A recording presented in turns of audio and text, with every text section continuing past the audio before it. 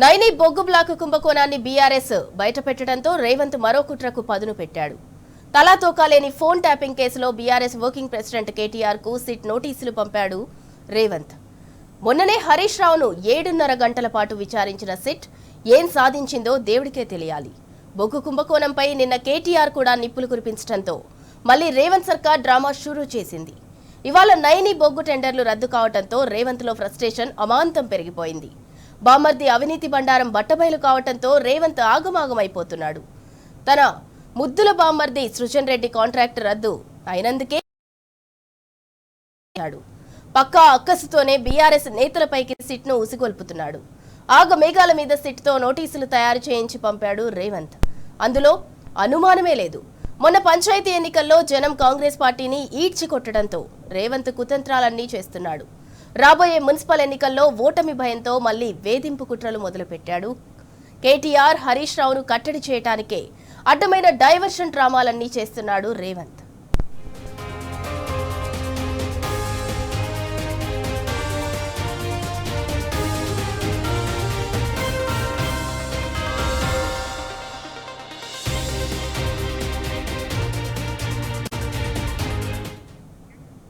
ఇక ఇదే అంశానికి సంబంధించి ప్రస్తుతం మనతో స్పందించడానికి మాజీ మంత్రి ఎమ్మెల్యే వేముల ప్రశాంత్ రెడ్డి గారు ఫోన్ లైన్ లో సిద్ధంగా ఉన్నారు. Good evening sir. Good evening అమ్మా. సార్, అసలు నైని బొగ్గు బ్లాక్ కుంభకోణాన్ని బీఆర్ఎస్ బయట పెట్టింది. అందుకే హరీష్ రావు మీద కావచ్చు, ఇప్పుడు కేటీఆర్ గారి మీద కావచ్చు, సిట్ విచారణ పేరుతోటి ఈ నోటీసులన్నీ వచ్చాయి అని అనుకోవచ్చా? ముమ్మాటిగా అమ్మా మీరు చెప్పింది సత్యం. ఎందుకంటే నైని బొగ్గు బ్లాక్ కుంభకోణంలో సాక్షాత్ పావమరిది సృజన్ రెడ్డి గారి పాత్ర హరీష్ రావు గారు బట్టబయలు చేయడం జరిగింది. అది మనందరికి తెలుసు. దాంతో పాటు మంత్రులందరూ కూడా ఎవరికి వారు వాటాల కోసం ఆ బొగ్గు కుంభకోణంలో ఇన్వాల్వ్ అయిపోయి మొత్తం లీనమైపోయి వాటాల కోసం కొట్టుకుంటే అది మొత్తం పత్రికలకు టీవీలకు ఎక్కిన సంగతి కూడా తెలుసు. అయితే ఈ బొగ్గు కుంభకోణంలో మా అవినీతి అంతా తెలంగాణ ప్రజలకు తెలిసిపోయింది అని చెప్పి దీని నుంచి ఎట్లా బయటపడాలో అర్థం కాక రేవంత్ రెడ్డి ఆడుతున్నటువంటి డైవర్షన్ పాలిటిక్స్ లో భాగంగానే మొన్న హరీష్ రావు గారికి సిట్ నోటీసుల పేరుతోటి తీసుకొని ఓ రోజంతా నడిపించినారు సీరియల్. అట్లనే ఈ డైలీ సీరియల్ అయిపోయింది ఈ కేసు. ఈ ఫోన్ ట్యాపింగ్ కేసు గత 2 సంవత్సరాల నుంచి నడిపిస్తా ఉన్నారు. హరీష్ రావు గారి తర్వాత మళ్ళీ ఇప్పుడు కేటీఆర్ గారిని పిలుస్తా ఉన్నారు. అంటే దీంతో రేవంత్ రెడ్డి పిచ్చి పరాకాష్ట చేరిపోయింది. ఆయన మరి ప్రజలేమో ఒట్టి పిచ్చోళ్ళు అనుకుంటున్నారో అర్థం కాదు. అన్ని అర్థమవుతున్నాయి ప్రజలకు. వాళ్ళ అవినీతి కుంభకోణాల నుంచి ప్రజల దృష్టిని మరకటానికి ప్రతిపక్ష నాయకుల మీద ఇలాంటి ఆరోపణలు చేస్తూ పోలీసులను అడ్డం పెట్టుకొని అధికారాన్ని అడ్డం పెట్టుకొని వేధింపులకు పాల్పడుతున్నాడు. మరి వాళ్ళ చూస్తున్నారు మీరు. అప్పుడు పంచాయతీ ఎన్నికల కంటే మొదలు కార్ రేసింగ్ అని అదని ఇదని కేటీఆర్ గారిని పిలిచినారు. మళ్ళా ఇప్పుడు మున్సిపల్ ఎన్నికలు రాగానే ఇప్పుడు హరీష్ రావు గారిని ఇబ్బంది పెట్టడం, తర్వాత రేపు మళ్ళీ కేటీఆర్ గారికి ఇబ్బంది పెట్టడం, ఇవన్నీ కూడా ఏంటంటే కట్టడి చేయాలి. వీళ్ళిద్దరిని కట్టడి చేస్తే మున్సిపల్ ఎన్నికల్లో ఏదైనా లాభం పొందొచ్చు అని అనుకుంటున్నారు. కానీ ప్రజలు అన్ని కూడా గమనిస్తున్నారు. రేవంత్ రెడ్డి ఆయన యొక్క అహంకారం, ఆయన యొక్క అవినీతి అన్ని కూడా బయటపడిపోతా ఉన్నాయి. తప్పకుండా ఆయన మొత్తం పాలన గాలికి వదిలేసిండు. అసలు పాలన చేయడం లేదు, ప్రజలకిచ్చిన హామీల్ని అమలు చేయడం లేదు. అవన్నీ పక్కన పెట్టేసి అందిన కాడికి దోచుకొని తినాలి.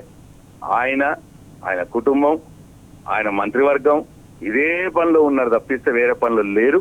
మరి దీన్ని మరి కేటీఆర్ గారు, హరీష్ రావు గారు, అట్లాగే బీఆర్ఎస్ నాయకులు అటు అసెంబ్లీలో ఇటు బయట దీన్ని ప్రజలకు బహిర్గతం చేస్తున్నారు కాబట్టి, నిలదీస్తున్నారు కాబట్టి ఇవాళ బీఆర్ఎస్ పార్టీని మరి ఇబ్బంది పెట్టాలని చూస్తున్నారు. మీరు గమనించాలి ఇంకొకటి, ఇప్పుడు ఈ విషయంలో బీజేపీ పార్టీ పాత్ర ఏమున్నది? అంత క్లియర్ గా బొగ్గు కుంభకోణం బయటపడితే ఒక్క బీజేపీ నాయకుడు మాట్లాడాడు. ఎక్కడికి పోయినాడు బండి సంజయ్, ఎక్కడికి పోయినాడు అరవింద్?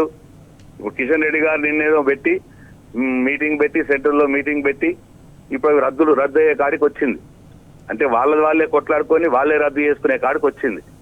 ఇక బొగ్గు కుంభకోణంలో బయటపడి ఇదంతా కూడా టెండర్లు రద్దయ్యే పరిస్థితి రాగానే ఫ్రస్ట్రేషన్లకు పోయినాడు ఇప్పుడు రేవంత్ రెడ్డి.